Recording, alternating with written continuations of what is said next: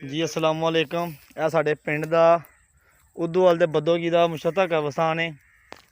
यह देखो ज़रा कब्रस्तान के कबरां दा हाल। यह देखो ज़रा, यह देखो। ये साढ़े अल्लाह भला करे, अल्लाह तंदरुस्ती देवे साढ़े चोरियां नूं कि जिन्हां ने साढ़े कब्रस्तान का ध्यान रखा वा। ठीक है,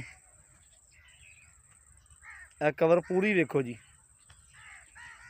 ये साडा हाल है कब्रस्तान का।